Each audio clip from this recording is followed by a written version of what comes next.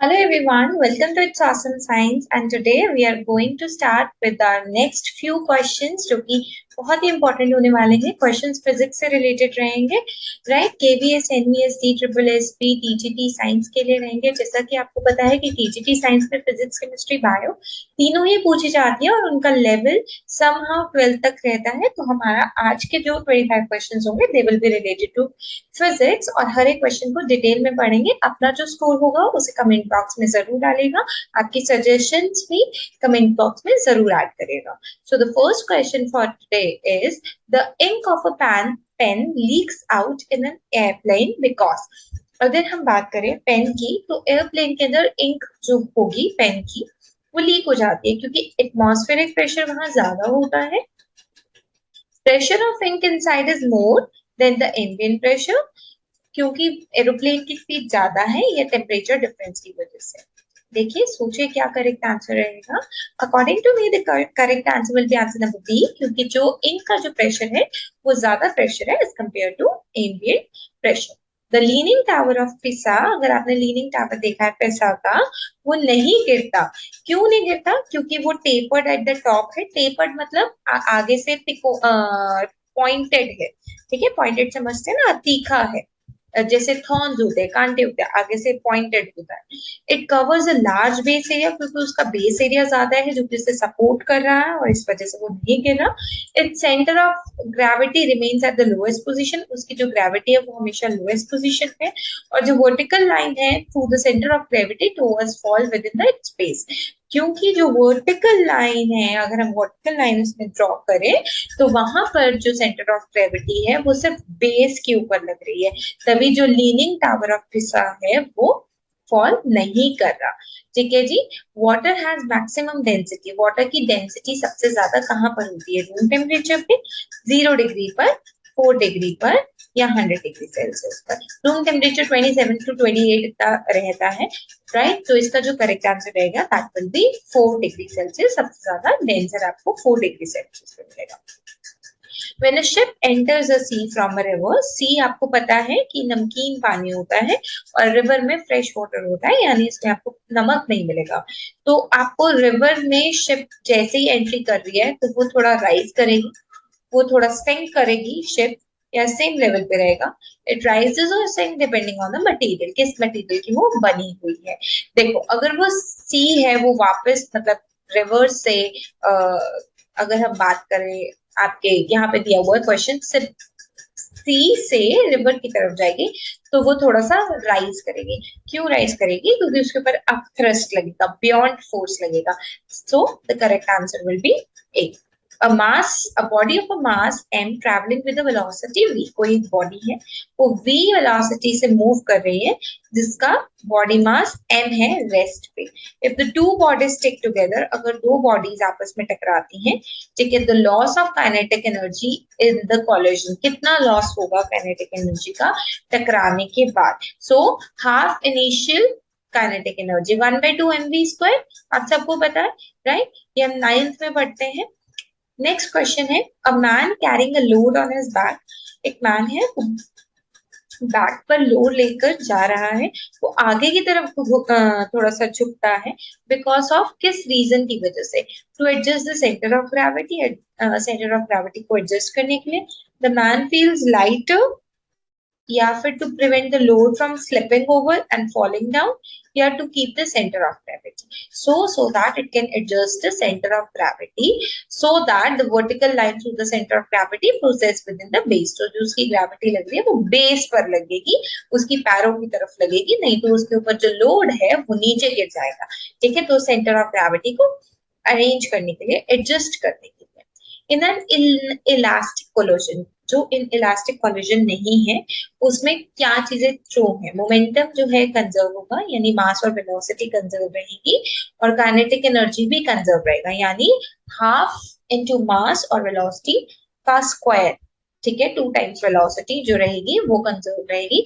Momentum conserve नहीं रहेगा, kinetic energy conserve रहेगी, या फिर मोमेंटम कंजर्व रहेगा, काइनेटिक एनर्जी नहीं कंजर्व रहेगी, या last question answer is momentum is kinetic energy and kinetic energy are not conserve. तो अगर मैं बात करूं क्वेश्चन की, इन इलास्टिक कोलिजन के अंदर इलास्टिक में तो कोई भी चीज स्ट्रेच हो रही है, बिना इलास्टिक कोलिजन के अंदर मोमेंटम जो रहेगा सेम टू सेम रहेगा, बट काइनेटिक एनर्जी जो रहेगी वो सेम नहीं रहेगी, क्योंकि कोई भी चीज मूव होकर आ रही है तो काइनेटिक एनर्जी जो रहेगी वो कंजर्व नहीं होगी। The next question is when a ship floats on water, जब शिप पानी पर तैरती है तो it displaces no water, पानी का कोई डिस्प्लेसमेंट नहीं होता, पानी बिल्कुल नहीं बहता। The mass of water displaced is more than the mass of the ship, पानी ज्यादा बहता है as compared to ship के मास से, मतलब फ्लोट करने से। The mass of water displace, जितना पानी डिस्प्लेस होता है उतना शिप, या जितना ज्यादा जो रहेगा वो आपकी शिप डिस्प्लेस होगी और पानी कम डिस्प्लेस होगा। तो इसका जो करेक्ट आंसर रहेगा the mass of water displace is equal to the mass of the ship, क्योंकि बेसिकली जो आपका फोर्स है वो कहाँ लग रही है, उसी एरिया पे लग रही है वाटर की। तो हम बोल सकते हैं कि जो पानी का बहाव है, मास है पानी का, वो ज्यादा डिस्प्लेस होगा और हम जितना ही आपका शिप का डिस्प्लेस होगा। सो आई बिलीव आपको क्वेश्चन समझ में आ रहे हैं। लास्ट 10 क्वेश्चंस रह गए हैं, तो प्लीज चैनल को लाइक एंड सब्सक्राइब जरूर करिएगा। When a small spherical body falls in a viscous fluid, viscous होता है गाढ़ा, जैसे हनी हो गया, ठीक है। अगर कोई स्फेरिकल बॉडी है, बॉल है, वो किसी गाढ़े से फ्लूइड पे गिरता है तो इट्स स्पीड इंक्रीजेस फर्स्ट, पहले उसकी स्पीड बढ़ेगी और एक फिर घटेगी एंड इवेंचुअली वो कांस्टेंट स्पीड पे आ जाएगा, जिसे हम टर्मिनल स्पीड बोलते हैं। तो टर्मिनल स्पीड किस पे डिपेंड करती है? क्या वो डेंसिटी पे डिपेंड करती है, विस्कोसिटी पे डिपेंड करती है, डेंसिटी पे, डायमीटर पे, या सारे पैरामीटर्स पे? तो correct answer will be on all the parameters. देखो अगर डेंसिटी, गाढ़ापन तो है ही, ठीक है, कि कितना डेंसर है कोई, कितना ज्यादा उसके मॉलिक्यूल्स इंटैक्ट है उस पे भी, और विस्कोसिटी पे भी। डेंसिटी तो है ही, उसमें कवर हो गया था, और डायमीटर पे भी, right? So the next question is which of the following illustration is not based on the principle of pressure? Swelling of raisin, raisins होती है किशमिश का फूल जाना पानी के अंदर। Collecting lotion with an eyedropper, अगर आपके पास आई ड्रॉपर है और आप उसे लोशन को कलेक्ट कर रहे हैं उस आई ड्रॉपर से। Bursting of a cycle tube in summer, summer में जनरली टायर पंचर हो जाता है और साइकिल का ट्यूब बर्स्ट कर जाता है। Rise in water in a drinking straw, तो कौन से एग्जाम्पल है जो प्रेशर का नहीं है? तो इसके अंदर जो करेक्ट आंसर रहेगा that will be answer number A, which is your swelling of raisin, ठीक है, क्योंकि उसपे प्रेशर का कोई मतलब ही नहीं है। A boat carrying a number of large stones is floating in a water tank, right? If the stones are unloaded into the water, अगर आप सारे पत्थरों को पानी में फेंक देते हो तो द पानी जो होगा टैंक के अंदर, उसका क्या होगा लेवल? अनचेंज्ड, बढ़ जाएगा, कम, ज्यादा हो जाएगा, बढ़ जाएगा, राइट? फॉल यानी कम हो जाएगा। Will rise till half the number of stones are unloaded and then begins to fall. देखिए क्या होगा, विल फॉल, राइट? यहाँ पर उन्होंने बोला है a boat carrying a number of large stones, ठीक है, एक बोट है जो कि बहुत सारे पत्थरों को लेकर जा रही है। अगर स्टोन को हम पानी में लोड कर देते हैं, the level of water in the tank, ठीक है, तो जो पानी का लेवल होगा टैंक का वो कम हो जाएगा, ठीक है। क्यों कम हो जाएगा? क्योंकि हमने पानी के अंदर, एक minute, the question is the number of large stone is floating in water tank, वो फ्लोट कर रहे हैं, ध्यान से क्वेश्चन को पढ़िए। अ boat carrying a number of large stone, boat बड़े बड़े पत्थरों को लेकर जा रहे हैं, बट हुआ क्या, a number of large stone is stoning in a water tank, और वो जो वाटर टैंक में जो पत्थर है फ्लोट कर रहे हैं।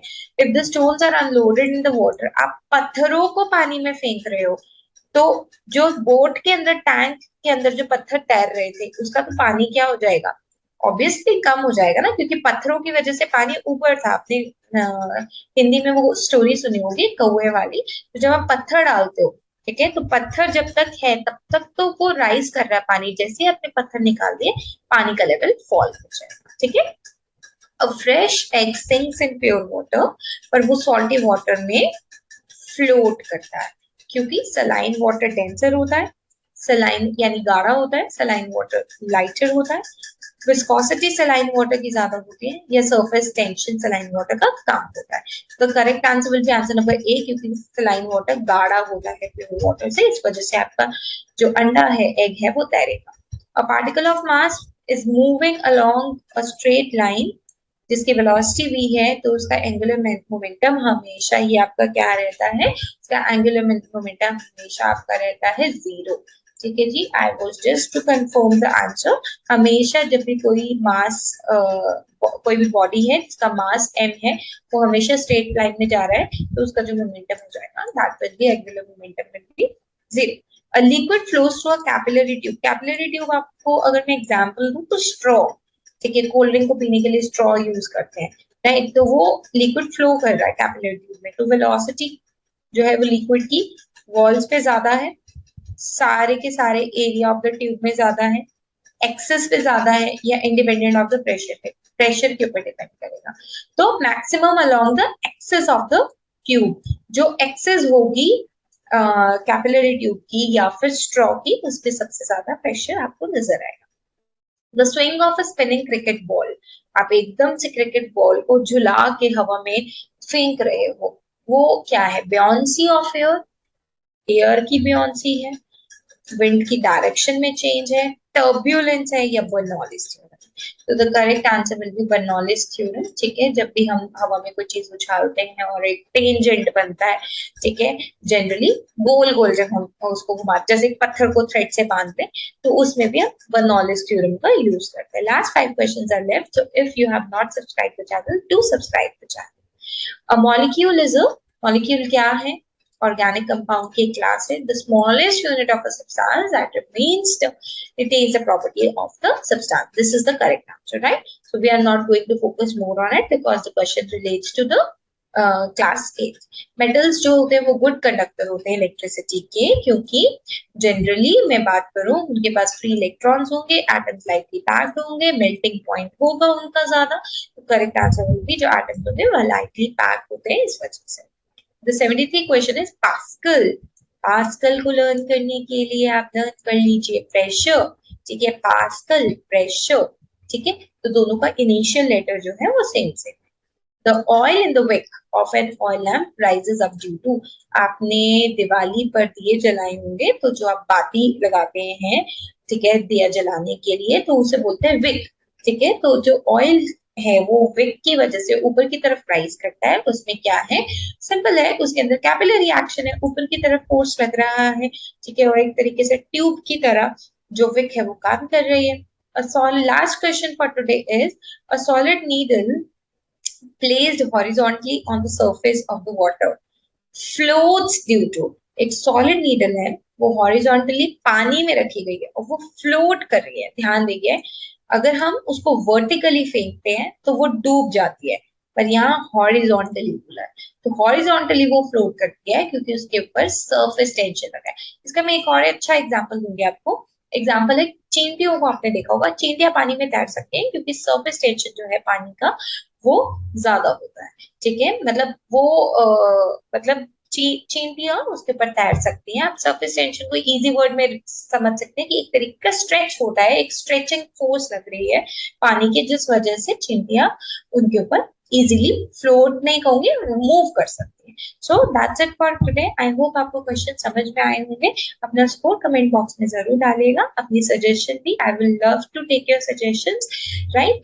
और चैनल को लाइक एंड सब्सक्राइब नहीं किया है तो जल्दी से कर दो। Thank you so much for watching.